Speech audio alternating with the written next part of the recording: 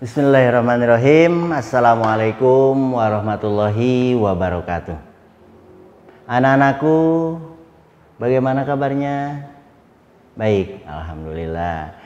Mudah-mudahan kita senantiasa dalam keadaan baik ya. Walaupun dalam wabah corona ini, walaupun kita dalam keadaan di era wabah COVID-19 ini, kita senantiasa dalam keadaan sehat walafiat tanpa ada suatu kekurangan apapun.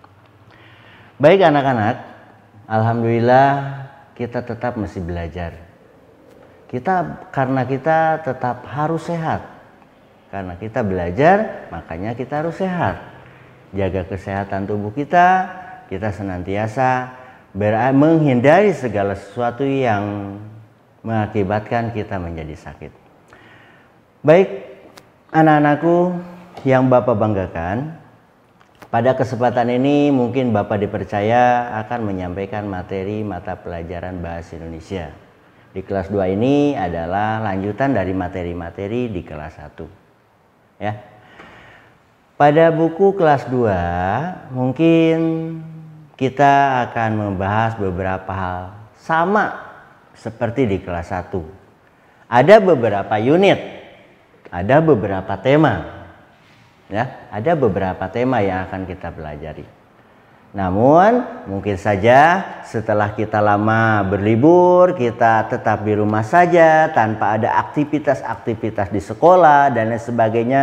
Mudah-mudahan anakku tetap di rumah saja tanpa merasakan rasa bosan ya. Tetap belajar, giroh, motivasi tetap mesti ada ya dari diri kita.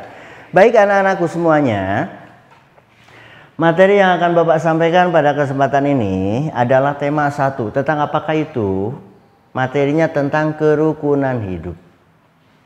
Kerukunan hidup dalam berkeluarga antara ayah, ibu, anak dan lain sebagainya.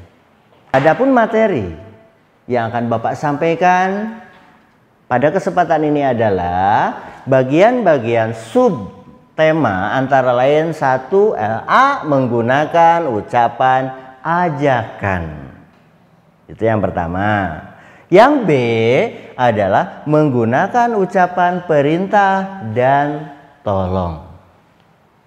Sementara yang C menggunakan ucapan penolakan dan permintaan maaf. Sebagaimana kita di kelas 1 mungkin pernah belajar permintaan maaf itu seperti apa, ungkapan permintaan tolong itu seperti apa, ucapan perintah itu seperti apa dan sebagainya. Nah, pengembangan materi dari kelas 1 kita belajar di kelas 2. Nah, cuman ada tambahan-tambahan sedikit. Ada tambahan sedikit. Contohnya yang bagian A, menggunakan ucapan ajakan. Pada bagian ajakan ini tidak hanya kita mengajak, tapi juga anak-anakku ada kata kuncinya dari kata ajak itu. Apakah itu? 1, ayo. 2, mari. Ada kata kunci di mana ketika kita menggunakan ucapan ajakan ini, gunakanlah kata kunci yang ini. Apakah itu ayo dan mari? Ayo di, kita belajar. Ayo di, kita main. Ayo mah, kita tidur. Ayo mah, kita pergi ke pasar dan lain sebagainya. Ayo Bu Guru, kita belajar dan lain sebagainya. Nah, itu kata ayo. Mari, mari Dek ke sini. Itu ya. Mari ibu-ibu, kita kumpul di sini. Mari anak-anakku yang ada di lingkungan kelas ini, yang ada di lingkungan sekolah Al-Masum dan lain sebagainya, kita berkumpul, kita bersilaturahmi. Nah, itu adalah ucapan ajakan. Ya? Oke.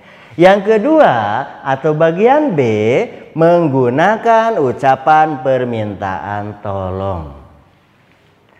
Perlu diingat juga ya, kalau permintaan tolong itu ada kata kunci. Apakah itu?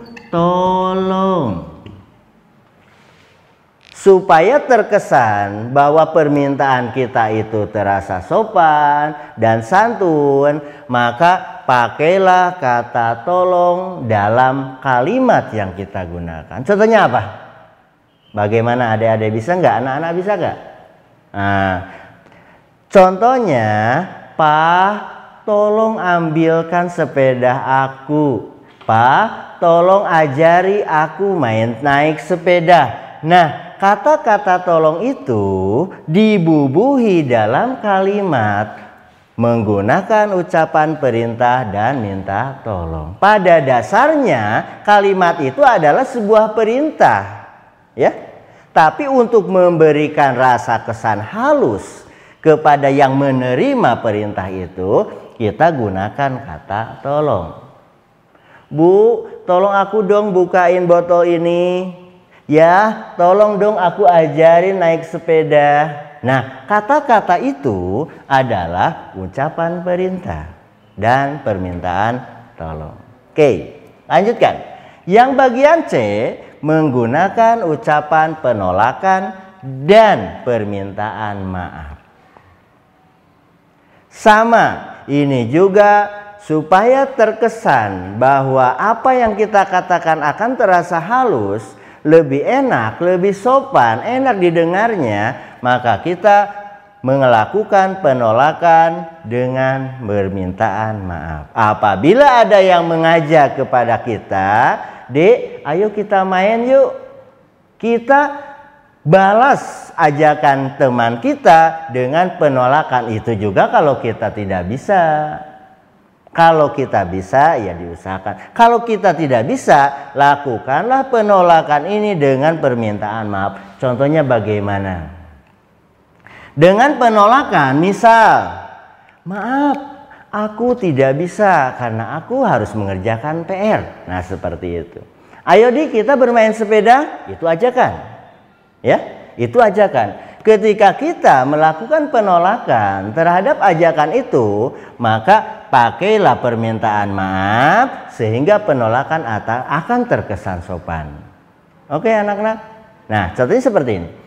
Misal, ketika kita teman kita mengajak, ayo Dek, kita main sepeda yuk di lapangan. Karena kita ada perluan, maka kita tolak. Aduh Dek, aku tidak bisa. Mohon maaf karena aku akan pergi berlibur dengan ayah, misal seperti itu ya. Atau aku akan pergi ke pasar dengan ibu dan lain sebagainya. Nah, ini adalah 3 ungkapan, 3 ucapan. Untuk apa? Untuk melakukan pergaulan kita, komunikasi kita dengan teman kita, dengan ibu kita, dengan ayah kita, dan dengan orang-orang yang ada di sekeliling kita, supaya terkesan sopan dan enak untuk didengar. Oke, baik. Bagaimana? Paham? Ada pertanyaan?